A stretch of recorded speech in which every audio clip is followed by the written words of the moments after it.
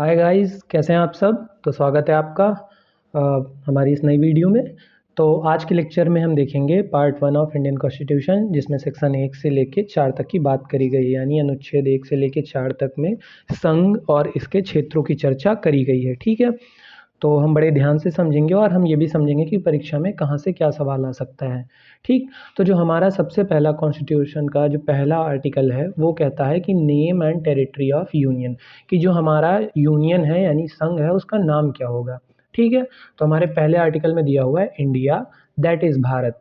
क्या? India that is Bharat. अगर आप लिख रहे हैं तो इसको यहाँ पे इम्पोर्टेंट डाल के लिख लीजिए, क्या कि हमारा जो यूनियन है, हमारा जो प्यारा देश है, उसका क्या आर्टिकल के कॉन्स्टिट्यूशन में उसका इस आर्टिकल में क्या नाम मेंशन है? India that is Bharat. यानी कि जो जब हमारी कॉन्स्टिट्यूशन असेंबली में बैठ के इस बारे में बात चर्चा हुई कि हम अपने देश का नाम क्या लें, क्योंकि जो ये भारत रखें, हिंदुस्तान रखें या इंडिया रखें, तो कॉन्स्टिट्यूशन असेंबली ने दोनों नाम अडेप्ट किए। उन्होंने कहा इंडिया दैट इज़ भारत, यानी इंडिया जो कि भारत है, shall be union of state. किसका? Union of state. Union of state, इस वर्ड को यहाँ पे हाईलाइट कर लेंगे, अभी मैं आपको समझाता हूँ क्यों। ठीक, the state and its territory thereof shall be a specific in the first schedule, कि राज्य और उनके क्षेत्रों का वर्णन प्रथम अनुसूची में किया गया है। कि जो भारत है उसके राज्य और उसके क्षेत्र जो हैं उनका वर्णन कहाँ किया गया? प्रथम अनुसूची में। तो राज्य के क्षेत्र कौन कौन से होंगे? पहले तो प्रथम अनुसूची में निर्दिष्ट केंद्र शासित प्रदेश और ऐसे अन्य क्षेत्र जो भारत द्वारा अधिग्रहित किए जाएंगे, जैसे पीओके हम लेंगे ना। तो पहला तो सारी जितने भी स्टेट्स हैं, फिर सारी यूटीज़, और ऐसा कोई भी एरिया जो इन फ्यूचर हम कहीं से लेंगे वो हमारे किस में मेंशन किया गया है? आर्टिकल 1 में एज अ राज्य के क्षेत्र। तो हमारे टेरिटरी ऑफ इंडिया में क्या क्या कंप्राइज होगा? पहले तो टेरिटरी ऑफ स्टेट्स, यानी हमारे सारे राज्य, जैसे उत्तर प्रदेश, मध्य प्रदेश, कर्नाटक, बिहार, आसाम। फिर उसके बाद हमारी सारी यूटीज़, जैसे चंडीगढ़ एंड लद्दाख, कश्मीर, लद्दाख। और उसके बाद हमारे अदर टेरिटरीज एज ने एक्वायर्ड, और वो दूसरी सारी टेरिटरीज जो इन फ्यूचर हम एक्वायर करेंगे, जैसे कि पीओके एंड गिलगिट बाल्टिस्तान। ठीक, अच्छा, यहाँ पे मैंने एक आपको बोला कि यहाँ पे आप हाईलाइट करके लिख लो कि यूनियन ऑफ स्टेट, इसका मतलब क्या है। जैसे आपसे परीक्षा में कभी भी पूछा जा सकता है कि यूनियन ऑफ स्टेट, जो हमारा भारत है वो यूनियन ऑफ स्टेट है, ना कि मतलब इसका कहने का हो गया कि राज्यों का संघ है।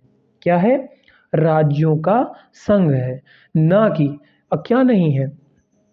संघीय राज्य। जो हमारा भारत है ये क्या है? राज्यों का संघ। क्या है?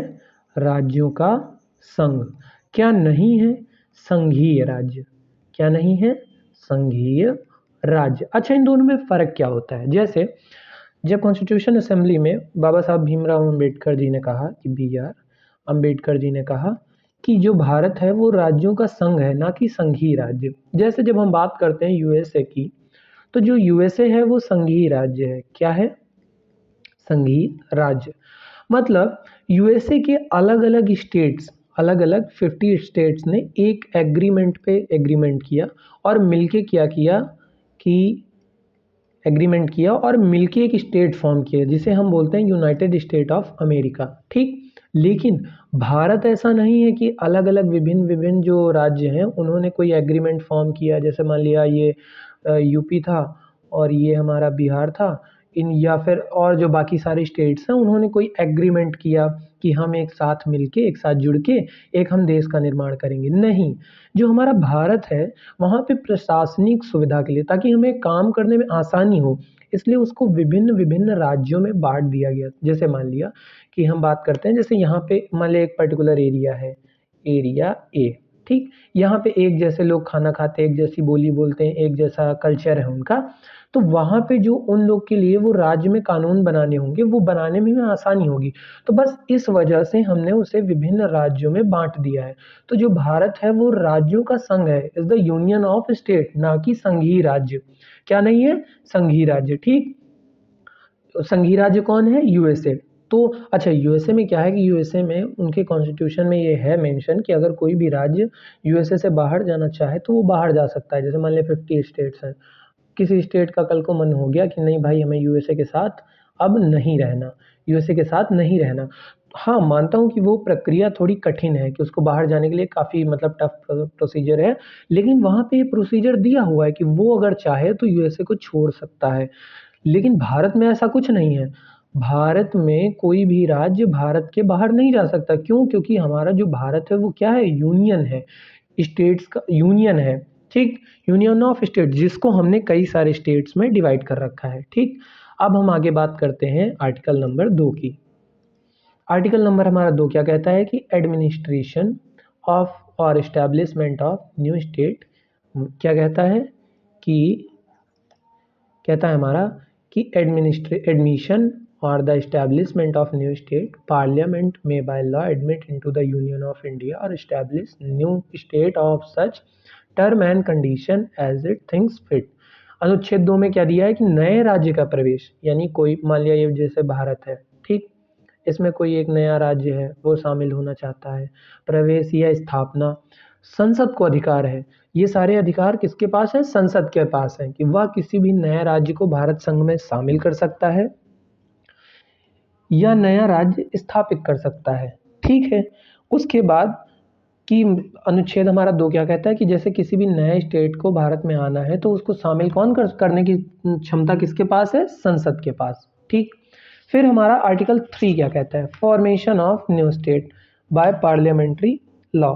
क्या है कि जैसे किसी भी राज्य को भारत में शामिल होना है तो यह मतलब जो भी उसकी शक्तियां हैं वो हमने 2 में देखा कि वो सारी संसद के पास है। अच्छा, और क्या-क्या संसद के पास शक्तियां हैं?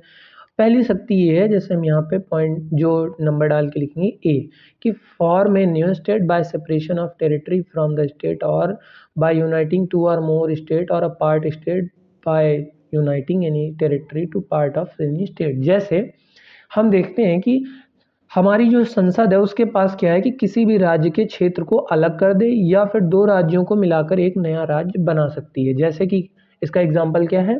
तेलंगाना। हम देखते हैं कि तेलंगाना को आंध्रा से अलग करके बनाया गया, तो ये पावर किसके पास है?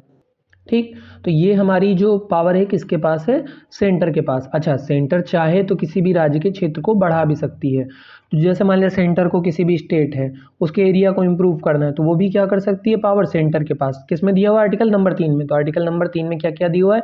पहला तो कि जैसे मान लिया कोई स्टेट है तो उसको डिवाइड करके दो नए स्टेट बना सकती है। मान लिया स्टेट ए हो गया, ऐसे बी हो गया।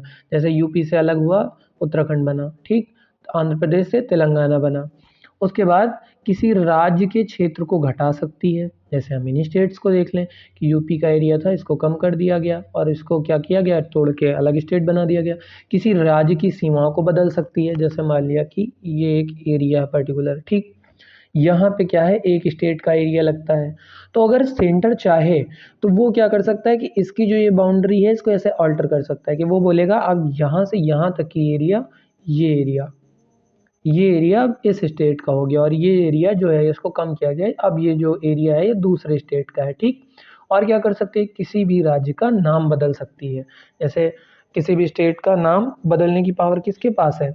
वो भी सेंटर के पास है, ठीक? लेकिन यहाँ पे एक कंडीशन दी हुई है, प्रोवाइजो इसमें दिया हुआ है कि but recommending any such bill the president shell refer the legislature of the concerned state for expanding it's view. जैसे यहाँ पे एक प्रोवाइजो है कि हाँ ठीक है, सेंट्रल के पास ये सारी पावर हैं, लेकिन वो जब भी ऐसा कुछ बिल लाएगा या कोई भी ऐसा मतलब निर्णय लेगा तो जो राष्ट्रपति होगा उसको वहाँ की legislature of the concerned state, जिस भी स्टेट में ऐसा कुछ करना है उन्हें उससे पहले बताना होगा, ठीक? समझ गए? उसके बाद बात करते हैं हम आर्टिकल नंबर 4 की। तो आर्टिकल नंबर 4 हमारा क्या कहता है कि जो भी परिवर्तन, जैसे हमारे संविधान के अनुच्छेद 368 में संशोधन के 3 तरीके बताए गए, ठीक है? पहला तरीका क्या बताया गया कि साधारण बहुमत से। कैसे? साधारण बहुमत से। जैसे हमें संविधान में संशोधन करना होता है तो हमारे 3 तरीके हैं। पहला है साधारण बहुमत, दूसरा है विशेष बहुमत, विशेष बहुमत जिसमें हमें 2/3 मेजॉरिटी टोटल की गेन करनी होती है। तीसरा होता है विशेष बहुमत, प्लस 50% स्टेट्स का उसमें होना चाहिए, एग्री करने चाहिए। जैसे कि 2/3 तो पार्लियामेंट की मेजॉरिटी होनी भी चाहिए, साथ में जितने भी स्टेट्स हैं वहाँ से 50% प्लस मतलब वोट्स होने चाहिए कोई भी अमेंडमेंट करने के। तो जो हमारा अनुच्छेद 4 में कहता है कि जो हमारे अनुच्छेद 2 और 3 में है बनाए गए कानून हैं उनको साधारण बहुमत से पास बना मतलब साधारण बहुमत से कोई भी ऐसा बिल आएगा तो उसको पास किया जा सकता है। उसके लिए कोई स्पेशल मेजॉरिटी नहीं चाहिए। मान लिया कि कोई ये स्टेट है, ठीक, तो इसका हमें मान लिया ये इतना हिस्सा काट के एक नया स्टेट बनाना है, ठीक है। ये स्टेट नाम है एक्स और इसका नाम है वाई। तो हमें इसके लिए कभी भी जैसे पार्लियामेंट में बिल आए तो ऐसा नहीं कि हमें 2/3 मेजॉरिटी चाहिए, नहीं, जितने भी सदस्य हैं उनका 50% प्लस 1 वोट से हमारा जो ये प्रस्ताव है पास हो जाएगा और जो भी मतलब संशोधन करना है वो हो जाएगा, ठीक है। तो हम 1 से 4 तक के आर्टिकल तो समझ गए। अब यहाँ पे मैं कुछ इंपॉर्टेंट चीज़ें आपको बताने जा रहा हूँ जिसको हम याद रखेंगे, ठीक। जैसा हमारा जब भारत आज़ाद हुआ तो हमने सारी रियासतों को, हमारी जो विभिन्न बटी हुई थी, हमारी 552 रियासतें थी। कितनी थी? 552 रियासतें, ठीक। जिसमें से 549 तो शामिल हो गई थी। हैदराबाद, जूनागढ़ और कश्मीर को भारत में बाद में शामिल किया गया, ठीक है। तो हमने क्या किया था कि हमने देखा कि हम 500 वो तो टेम्पररी था कि सबको भारत में लाना है, हम उनको वैसा रख नहीं सकते थे। तो हम 1950 में क्या करते हैं कि जो अपने सारी टेरिटरी थी उनको 4 पार्ट्स में डिवाइड किया। यहाँ पे डाला पार्ट ए, यहाँ पार्ट बी, यहाँ पार्ट सी और यहाँ पार्ट डी, ठीक है। तो पार्ट ए में कौन था? असम था, बिहार था, बम्बई था, मध्य प्रदेश था, मद्रास था, उड़ीसा था। पार्ट बी में कौन था? हैदराबाद, जम्मू कश्मीर, मध्य भारत, मैसूर। पार्ट सी में अजमेर, भोपाल, बिलासपुर, कूच बिहार और पार्ट डी में अंडमान एंड निकोबार, ठीक। लेकिन हमें सब याद रखने की जरूरत नहीं, मैं बस जस्ट आपको बता रहा हूँ, अब ध्यान रखिएगा। होता क्या है कि 1948 में, किस ईयर में? 1948 में एक कमीशन बनाया जाता है जिस कमीशन को हम क्या बोलते हैं? धर आयोग। क्या बोलते हैं? धर आयोग, ठीक। अच्छा, ये धर आयोग बनाया क्यों गया था? धर आयोग, एसके धर जो थे हमारे, एसके धर साहब, उनका एसके धर जो थे उन्होंने बोला, उनसे मतलब उनको नियुक्ति किया गया, उन्होंने 1948 में अपनी रिपोर्ट दी। उन्होंने बोला कि 1948 में बोला कि हमें लैंग्वेज के बेसिस पे यानी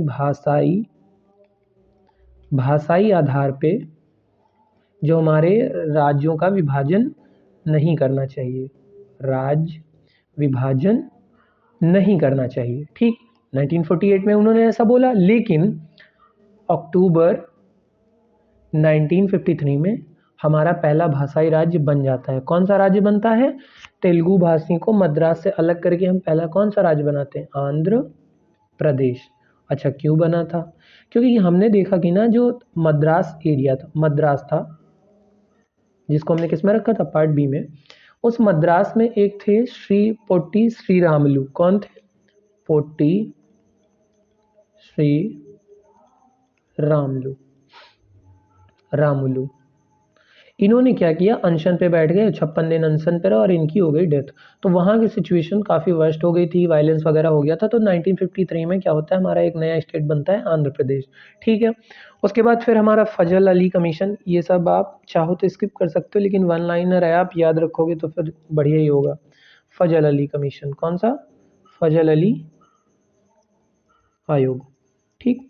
फजल अली आयोग हमारा क्या कहता है? वो कहता है कि भाषा के आधार पर जो राज्य बनाने की मांग उठने लगी है, इसमें एक 3 सदस्यीय राज्य पुनर्गठन आयोग हमारे फजल अली साहब के अध्यक्षता में गठित किया गया। उसके बाद इन्होंने क्या किया? इसमें 2 और सदस्य थे। फिर इन्होंने अपनी रिपोर्ट दी 1955 में।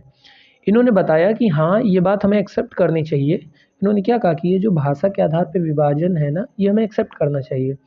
और इसके लिए मतलब इस समिति ने राज्य पुनर्गठन आयोग करने के लिए 4 मेजर फैक्टर बोले थे। पहला तो कि राष्ट्र का सुरक्षा अनुरक्षण जो है वो संरक्षित रहे, सांस्कृतिक एकरूपता हो, वित्तीय, आर्थिक, प्रशासनिक तर्ज।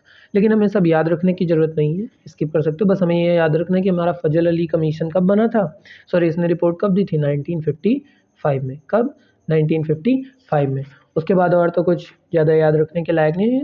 बाकी जो चीज़ें हैं हम देखेंगे कॉन्स्टिट्यूशन अमेंडमेंट में कि कौन सा राज्य कब बना 1951 में, किस में परिवर्तन होता है। फिर जैसे मान लिया हमारे बहुत सारे 1961 में हम गोवा लेते हैं तो फिर गोवा को ऐड किया जाता है, तो वो सारे हमारे लेटर हाफ पार्ट है जब हम कॉन्स्टिट्यूशन अमेंडमेंट सीखेंगे। ठीक है, तो इसी के साथ हमारी क्लास ख़त्म होती है। थैंक यू सो मच, और चैनल को सब्सक्राइब कर देना, वीडियो को लाइक कर देना और पिछली क्लासों का रिवीजन ज़रूर करते रहना। Thank you so much.